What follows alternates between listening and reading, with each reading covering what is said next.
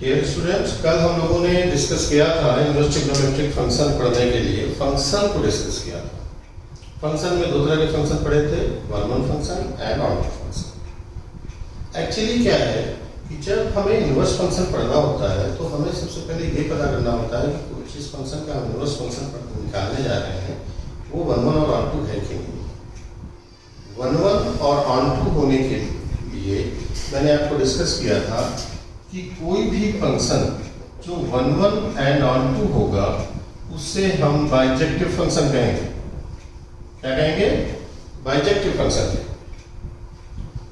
The function which is one and onto both is known as bijective function. Example अगर आप देखना चाहें देख सकते हैं, f from real number to real number such that fx equal to mod x। आप जानते हैं, मैंने कल डिस्कस किया था कि ये फंक्शन जब डोमेन रियल है, रेंज भी रियल है, तो ये फंक्शन कभी भी वन और ऑनटू नहीं होगा। तो हम क्या करेंगे, इसके डोमेन को रिकंस्ट्रक्ट कर लेंगे 0 टू इंफिनिटी, इसके रेंज को भी रिकंस्ट्रक्ट कर लेते हैं 0 टू इंफिनिटी, और अब ये फंक्शन क्या है? बाइजेक्टिव है। और अगर बाइजेक्टिव है तो ये इनवर्टिबल होगा। ठीक। नाउ अब हम डिस्कस करेंगे इनवर्टिबल फंक्शन। इनवर्टिबल फंक्शन क्या होते हैं? इनवर्टिबल फंक्शन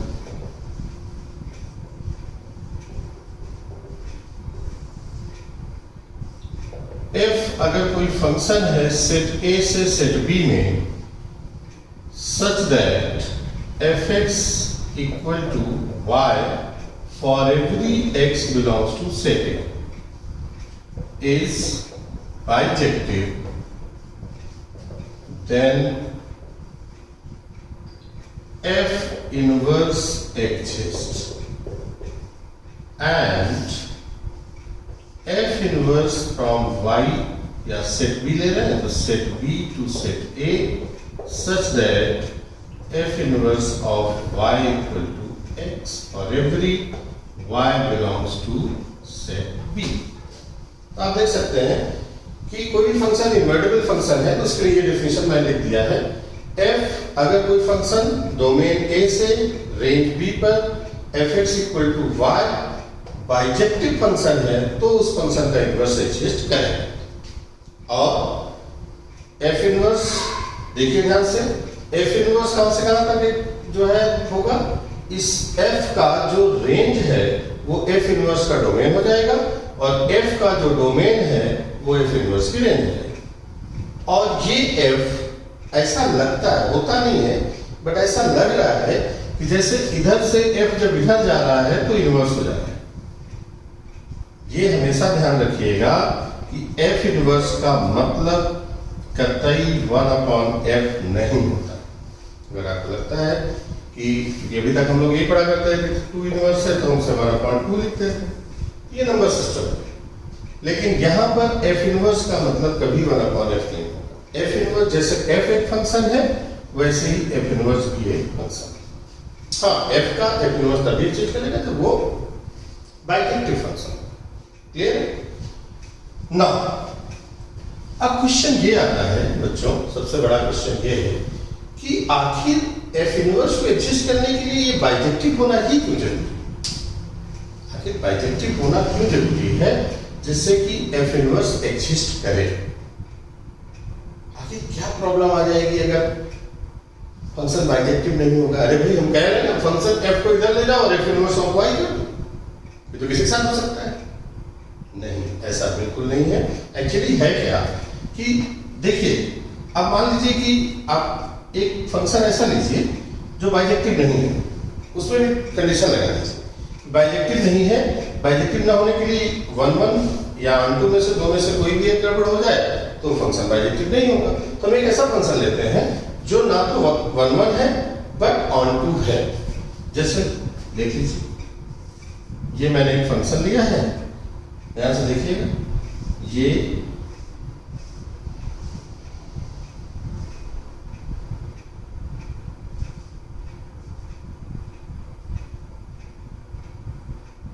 ये देखिए, ये फंक्शन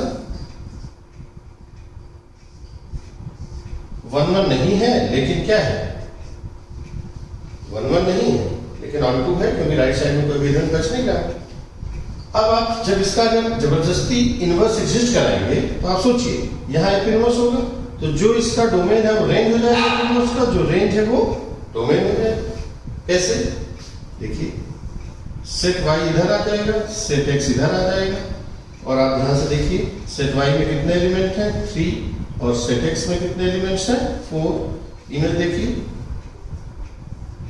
जस्ट रिवर्स चले जाइए, ये देखिए, और आप देख सकते हैं अगर आप इसे एफ इनवर्स कह रहे हैं, अगर आप इसे एफ इनवर्स कह रहे हैं तो आप देख सकते हैं फंक्शन की डेफिनेशन को फॉलो नहीं करता। इसका मतलब ये हुआ कि अगर आप जबरदस्ती एफ को इधर ले जाएंगे तो वापस आ जाएगा। अगर आपने देखा हो सॉलिटेयर आप खेलते होंगे कभी कंप्यूटर में, देखते होंगे कि अगर वो सही से मैच नहीं कर रहा तो आप ले जाते हैं वहां पे कर्सर से, बट वापस आ जाता है। वही हाल है यहाँ पे कि अगर आप एफ को इधर ले जाएंगे धक्का दे करके तो ये वापस तुरंत आ जाएगा। कहेगा पहले चेक करो कि मैं बाइजेक्टिव हूं कि नहीं, अगर बाइजेक्टिव हूं तो मैं उधर जाऊंगा, नहीं हूं तो नहीं जाऊंगा। क्यों? क्योंकि ये देख सकते हैं यहाँ पे ये फंक्शन ही नहीं है, फंक्शन की डेफिनेशन को फॉलो नहीं कर रहा है। आइए दूसरा एग्जाम्पल दिखाता हूं। मान लीजिए हम एक एग्जाम्पल लेते हैं जिसमें फंक्शन 1 1 हो बट ऑन टू ना, तो क्या प्रॉब्लम है? देखिए, मान लीजिए मैंने एक फंक्शन लिया सेट एक्स से सेट वाई पे, और ये देखिए,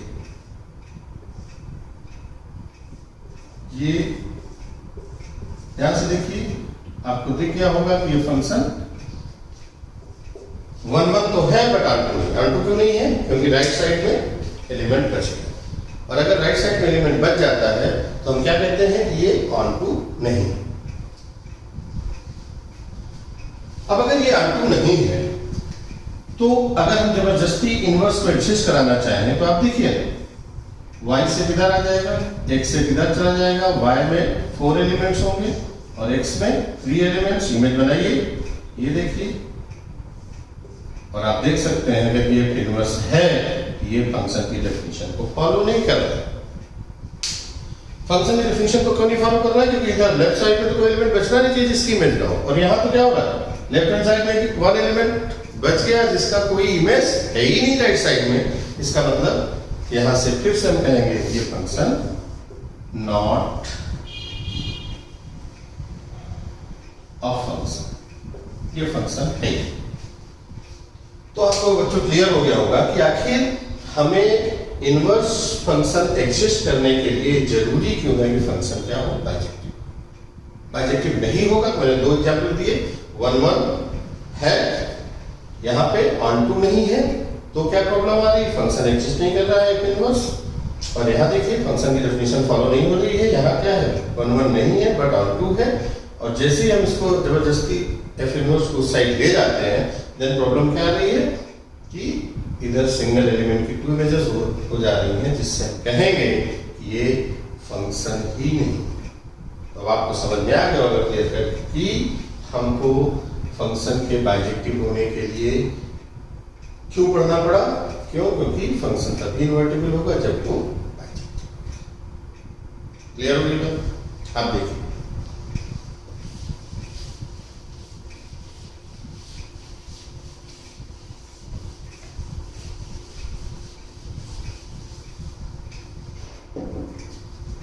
अब आते हैं हम अपने इनवर्स ट्रिग्नोमेट्रिक फंक्शन। ये हमारा मेन चैप्टर था। इसको पढ़ने के लिए थोड़ा सा मैंने आपको डिटेल में बताया कि आखिर इनवर्स ट्रिग्नोमेट्रिक फंक्शन पढ़ने के लिए फंक्शन के बाइजेक्टिव होने के बारे में हमें इंफॉर्मेशन होनी चाहिए। आप देखिए, इसे शॉर्ट फॉर्म में आईटीएफ भी कहते हैं। ध्यान से देखिएगा, कुछ चीजें आप पहले जान लीजिए जो आपने क्लास 11 में पढ़ी है। ट्रिगोनोमेट्रिक इक्वेशन में आपने पढ़ा होगा कि साइन थीटा की वैल्यू 0 कम। इसका जनरल सॉल्यूशन हम लोगों ने देखा था कि थीटा की वैल्यू n पाई है। n क्या है? इंटीजर है। कॉस थीटा की वैल्यू जीरो होगी। कब? जब theta odd multiple of pi by two. आपको अच्छी तरह से पता है कि कॉस थीटा की वैल्यू जीरो कब होती है? जब theta pi by two, 3 pi by two हो, 5 पाई बाई टू हो, 7 पाई बाई टू हो, 9 पाई बाई टू हो, means odd multiple of pi by two. Sine theta की वैल्यू जीरो कब होती है? जीरो पर पाई, 2 पाई, 3 पाई, 4 पाई, जनरल वे में n पाई। ठीक। इसके अलावा आपने फंक्शन में थोड़ा सा पढ़ा होगा कि कोई भी फंक्शन अगर px अपॉन qx के फॉर्म में लिखा हुआ है और आप इसका डोमेन निकालना चाह रहे हैं, डोमेन मींस x की वो रियल वैल्यू जिनके लिए फंक्शन डिफाइंड हो और फंक्शन की जो वैल्यू हो वो इमेजिनरी ना है, रियल है। तो उसके लिए आपने पढ़ा होगा कि अगर हमको इस फंक्शन का डोमेन निकालना है तो r में से x की वो वैल्यूज माइनस कर देते हैं जिसके लिए डिनोमिनेटर की वैल्यू क्या होती है? जीरो होती है। क्योंकि डिनोमिनेटर जीरो होने पे फंक्शन की वैल्यू इनफाइनाइट हो जाएगी और फंक्शन क्या हो जाएगा? अनडिफाइंड। और फंक्शन अनडिफाइंड जिनके लिए होगा उन्हें हम रियल नंबर में से एक्सक्लूड कर देंगे तो उस फंक्शन का हमें डोमेन पता चल जाएगा। क्लियर होगा? अब सुनो, ये तीन बातें अगर आपको पता है तो मैं आपको भी सिखाऊंगा कि कैसे हम ट्रिग्नोमेट्रिक फंक्शंस के डोमेन और रेंज याद करते हैं। बस ये तीन चीजें आप दिमाग में रखें। दिखाता हूं।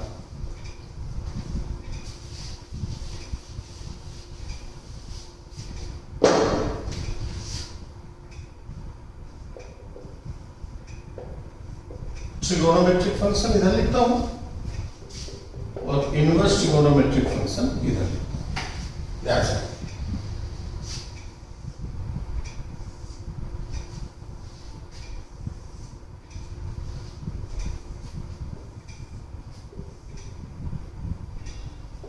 ITF trigonometric function, sin, cos, tan, cot, sec and cosec। इन्हीं का इन्वर्स जब होगा तो यहाँ साइन इन्वर्स हो जाएगा, कॉस इन्वर्स हो जाएगा, tan इन्वर्स हो जाएगा, कॉट इन्वर्स हो जाएगा, sec inverse and cosec. This is domain and this is range. This is domain and this is range. Sine के बारे में साइनसॉइडल फंक्शन हमने पढ़ा है कि साइन x की ऑल रियल वैल्यूज के लिए डिफाइन होता है। मीन साइन का डोमेन रियल नंबर, कॉस का डोमेन रियल नंबर। ये भी रियल नंबर सिस्टम में हर एक x की वैल्यू अगर रियल है तो उसके लिए cos की वैल्यू डिफाइन होगी, क्योंकि cos और sin दोनों की वैल्यू -1 और 1 के इन बिटवीन या -1 और 1 के इक्वल हो सकती है। इसके अलावा चाहे एंगल आपका इनफाइनाइट भी हो तो भी sin और cos की जो वैल्यू आएगी वो फाइनाइट आएगी इन बिटवीन -1 एंड 1। रेंज जब इनकी वैल्यू -1 एंड 1 के बीच में है तो ये क्लोज इंटरवल -1 से 1 दोनों का रेंज होता है। अब क्वेश्चन होता है tan के डोमेन की बात करते हैं। आप समझिएगा tan क्या होता है? आपने पढ़ा tan sin theta upon cos theta. अभी मैंने बताया कि कोई भी फंक्शन अगर p अपॉन q के फॉर्म में लिखा है और तो उसका डोमेन निकालना है तो डोमेन के लिए रूल है कि r में से हम वो x की वैल्यू माइनस कर देते हैं जिसके लिए डिनोमिनेटर जीरो, डिनोमिनेटर cos है। cos थीटा जीरो भी पढ़ाया था, क्या होता है? 2n + 1 पाई बाई 2 पर जीरो होता है। इसका मतलब है कि cos जब जीरो होगा तो उसे आप में से माइनस कर देंगे और इस फंक्शन का क्या मिल जाएगा? डोमेन मिल जाएगा। मींस tan का डोमेन कैसे मिलेगा? रियल नंबर, इसमें से हम odd multiple of pi by 2 minus कर देंगे और ये बन जाएगा डोमेन tan। मेरे रखने की जरूरत नहीं। कॉट देखिए, कॉट क्या होता है? कॉट होता है cos theta upon sin theta. फिर से इस बार डिनोमिनेटर में कौन है? sin theta. तो sin थीटा जीरो जब होगा आप में से माइनस कर देंगे, वो कॉट का क्या हो जाएगा? डोमेन हो जाएगा। और sin जब जीरो होता है पढ़ाया था theta equal to n pi पे। मींस कॉट का जब हम डोमेन लिखेंगे तो कैसे लिखेंगे? r minus n pi, n belongs to integer. tan और cot की वैल्यूज ऑल रियल नंबर्स होती है। माइनस इंफिनिटी से infinity open interval whatever the but बट एंगल ध्यान रखिएगा आर में से जहां माइनस कर रहे हैं उन एंगल्स पे फंक्शन डिफाइन नहीं होगा। सेक की बात करें, अब आप समझ गए होंगे सेक क्या होता है, 1 अपॉन cos, डिनोमिनेटर में cos आया, cos किसके लिए 0 होता है, odd multiply pi by 2 means इसका डोमेन हो जाएगा r minus 2n plus 1 pi by 2 n belongs to interior. cos की बात करें 1 अपॉन साइन होता है, अब आप बताइए 1 अपॉन साइन है तो साइन डिनोमिनेटर में आ गया, किसके लिए 0 होता है, n पाई के लिए, तो फिर r में से n पाई हम माइनस कर देंगे and this is the domain. अब आप समझिए सेक क्या होता है, cos का रेसिप्रोकल होता है। आप बताइए cos की वैल्यूज क्या है, -1 से 1 के इन बिटवीन है, और आपको बता दूं कोई भी वैल्यू -1 से 1 के इन बिटवीन हो उसका जब आप रेसिप्रोकल करेंगे वो कभी -1 और 1 के इन बिटवीन नहीं आएगी, 1 से बड़ी आएगी या -1 से छोटी आएगी। मींस कि अगर cos का रेंज -1 से 1 है तो sec का रेंज कभी भी -1 से 1 के बीच में नहीं हो सकता। तो फिर रियल नंबर पार्ट जो बचेगा -1 से 1 के बीच के अलावा वही इसका क्या हो जाएगा, रेंज हो जाएगा। मींस इसका रेंज हम क्या लिखेंगे, -इंफिनिटी से -1 यूनियन 1 से infinity. Correct. Similarly cosec sin का रेसिप्रोकल, sin की वैल्यू -1 और 1 के इन बिटवीन, तो फिर cosec का रेंज क्या होगा, कभी भी -1 से 1 के इन बिटवीन नहीं होगा। मींस -1 से 1 के इन बिटवीन जितने भी नंबर्स होंगे उन्हें हम क्या कर देंगे, रियल नंबर में से एक्सक्लूड कर देंगे, हटा देंगे, और वो cosec का क्या मिल जाएगा, रेंज। क्लियर। अब तो नहीं भूलेंगे आप डोमेन और रेंज कैसे याद करता है। चलिए अभी हम बात कर रहे थे ITF।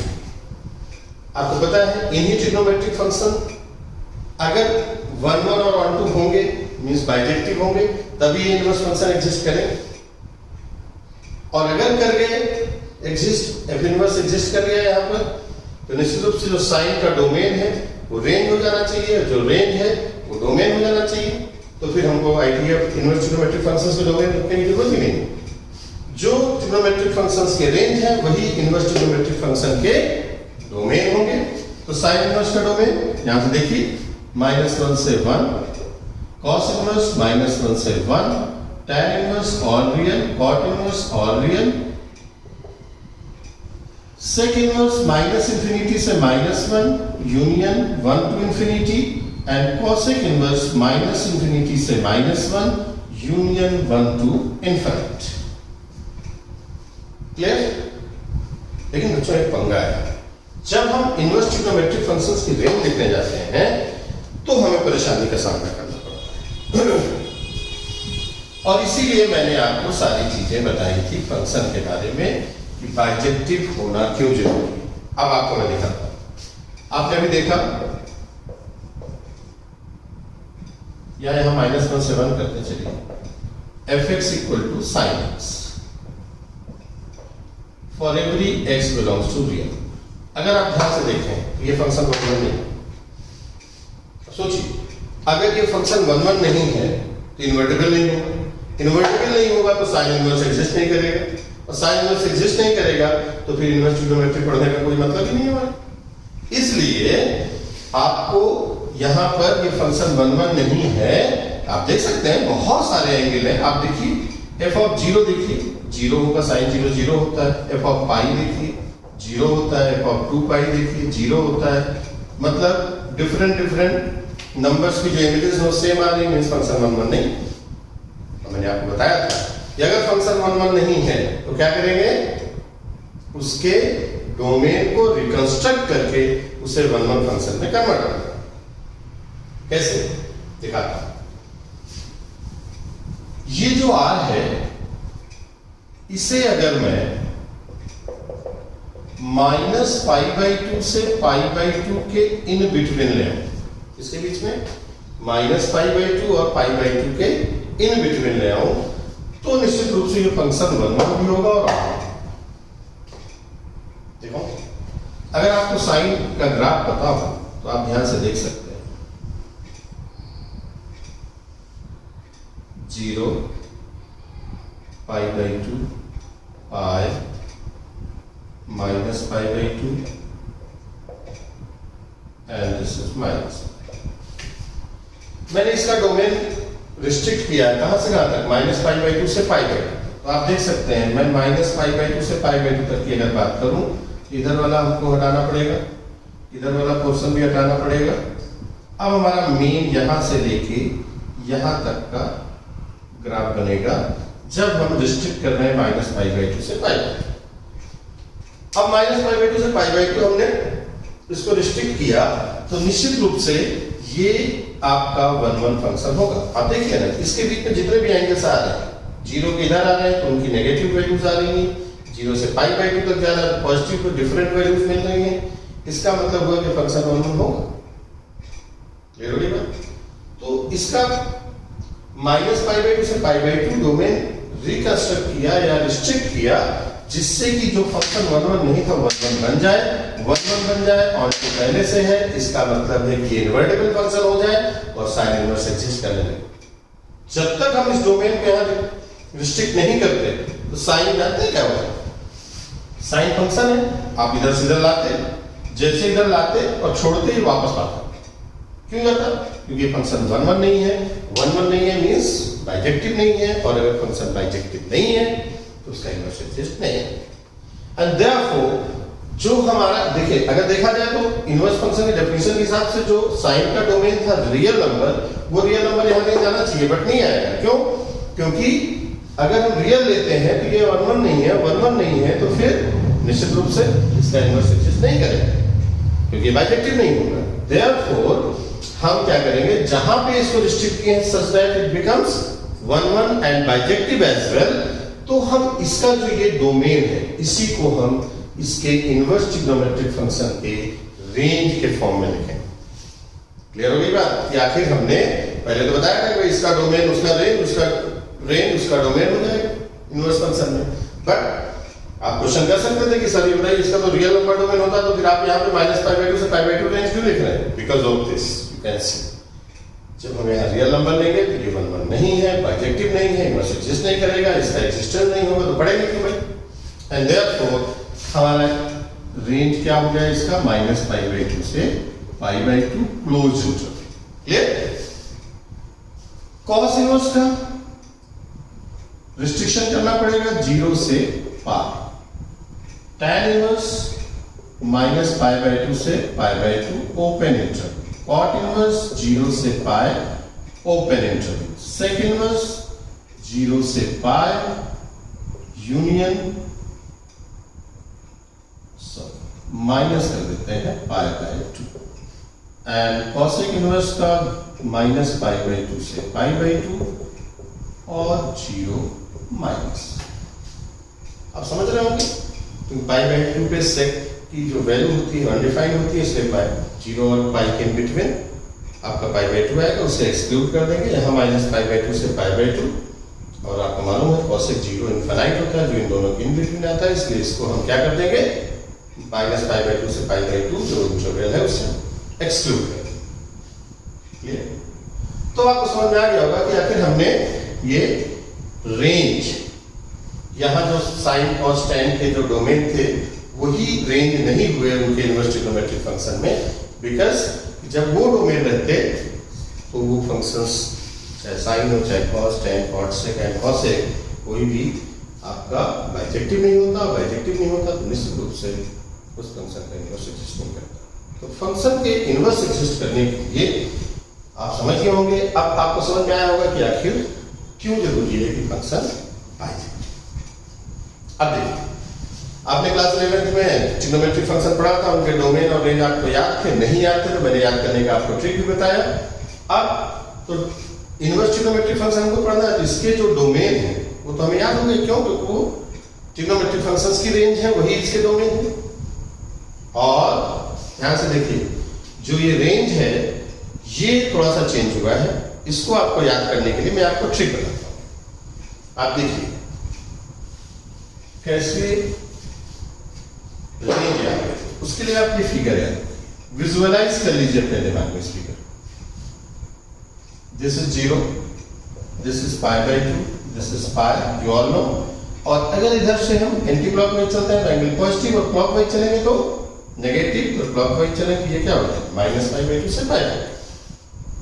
ध्यान से देखिए, यहां से यहां तक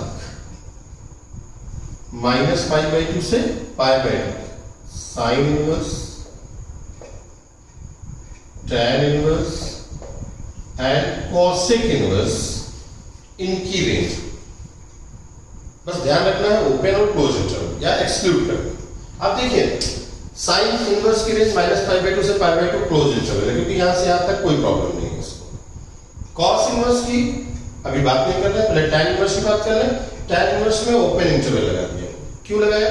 क्योंकि आप सबको पता है कि tan π/2 और -π/2 तक अनडिफाइंड होता है, therefore हमने इसको ओपन लगा दिया। कॉसेक इनवर्स में क्या है तो वही इंटरवल, बट इनके इन बिटवीन 0 पे कॉसेक की वैल्यू अनडिफाइंड होती है एंड देयरफॉर हमने इसमें से 0 को माइनस कर दिया। याद करने में कोई मसला नहीं। आप सुनिए, 0 से पाई तक ये रेंज होती है cos inverse, cot inverse and sec inverse. ध्यान से देखिए, वही बात फिर से, कॉस इनवर्स, कॉट इनवर्स और सेक इनवर्स।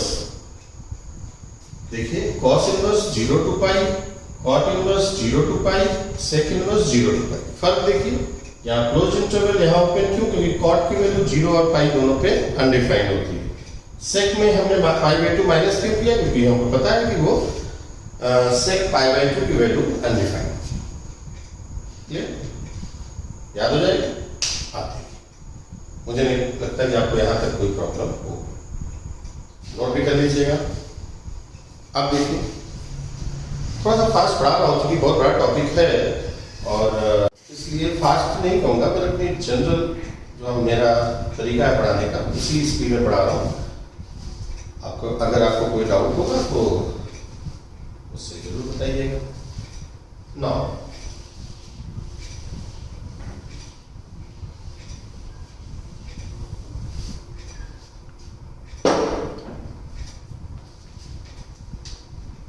एक बात होता है, ये जो साइन इनवर्स है ना, इसे आर्क साइन भी कहा जाता है।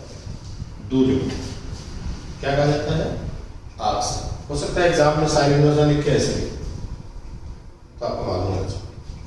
कॉस इनवर्स है तो आर्क कॉस, टैन इनवर्स है आर्क टैन,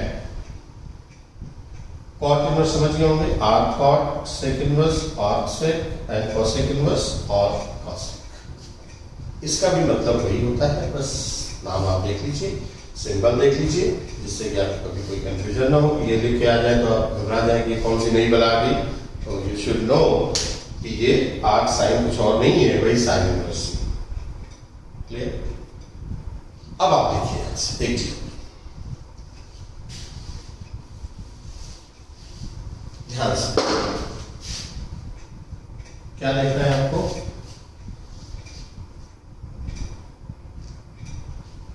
साइन इनवर्स, कुछ पॉइंट्स हैं जो आपको ध्यान रखने हैं।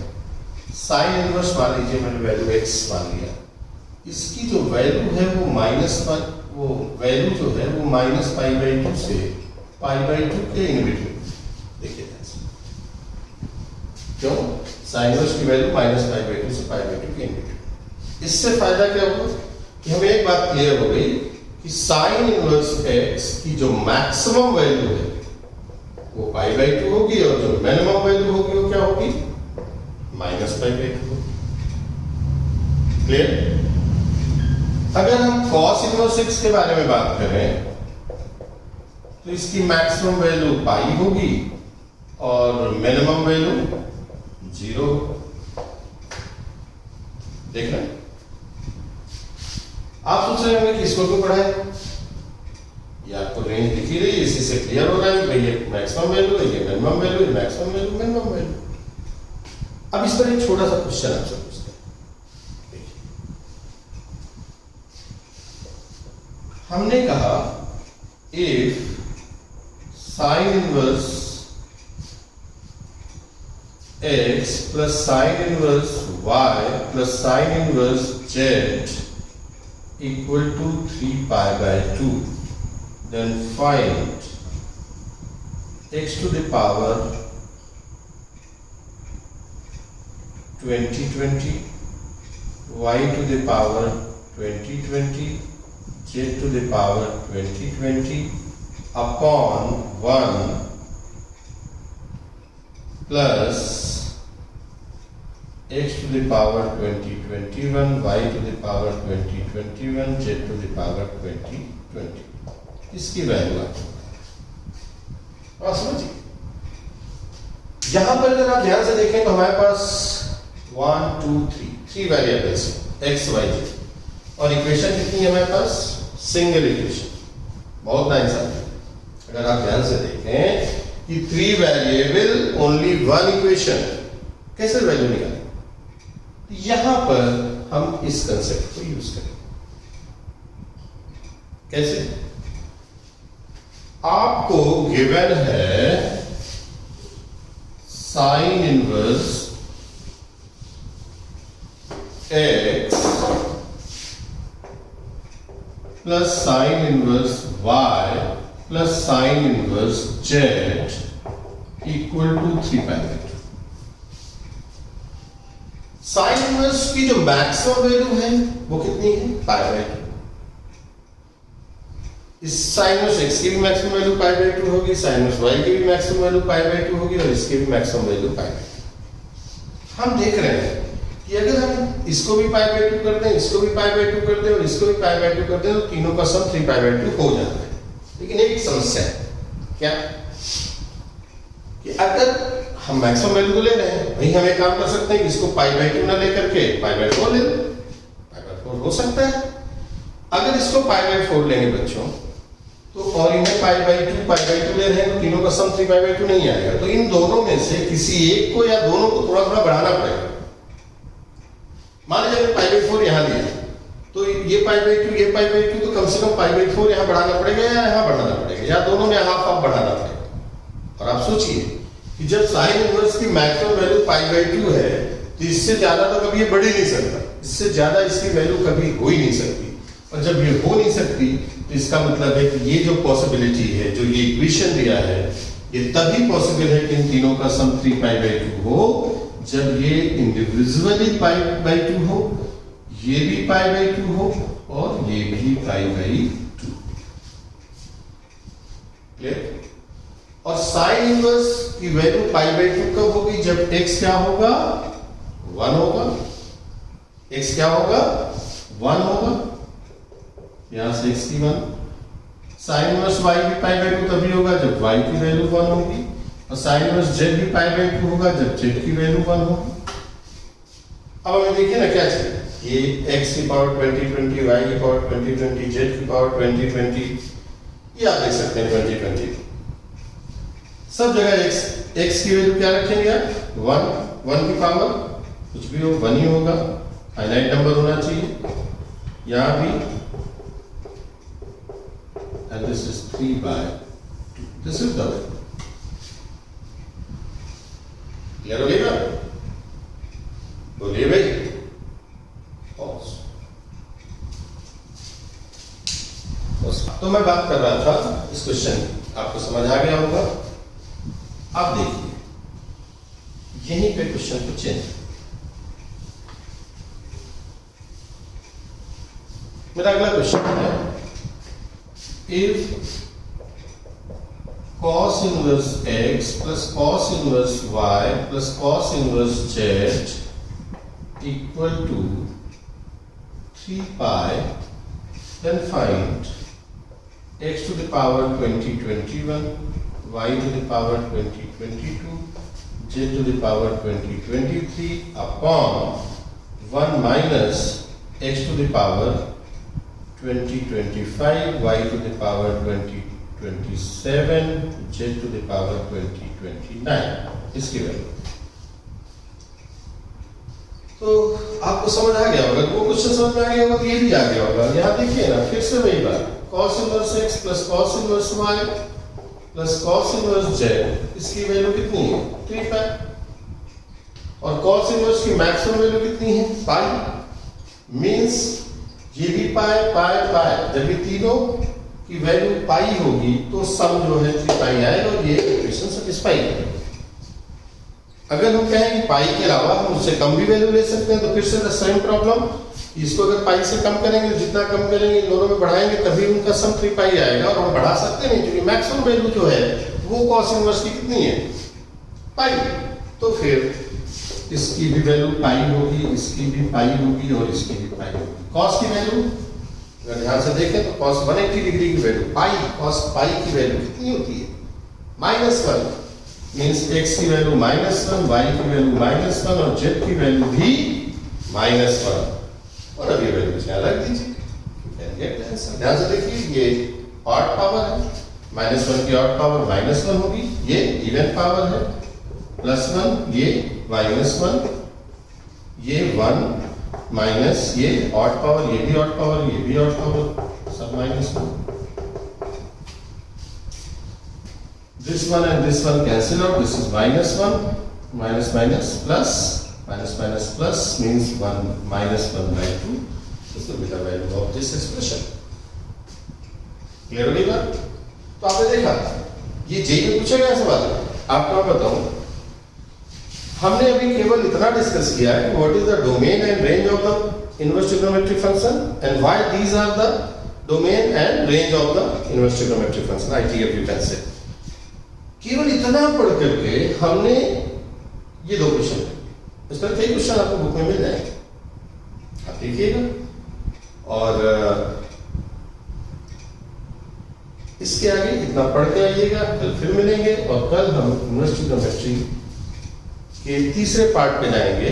यहां से हमारा बेसिकली इनवर्स ट्रिग्नोमेट्री आज से शुरू हुआ है। इसके पहले मैं केवल आपको फंक्शन के बारे में नॉलेज दे रहा था जिससे कि इनवर्स ट्रिग्नोमेट्री फंक्शन पढ़ सकें, नहीं तो पढ़ ही ना पाते अगर हम बाइजेक्टिव फंक्शन के बारे में नहीं जानते होते। ठीक है, आप सेफ रहिए, स्टे होम एंड घर पे ही रह करके पढ़ाई कीजिए जब तक कि ये प्रॉब्लम नहीं सॉल्व हो जा रही है। तब तक मैं आपको डेली एक वीडियो भेजता रहूंगा जिससे आप घर में पढ़ते रहें।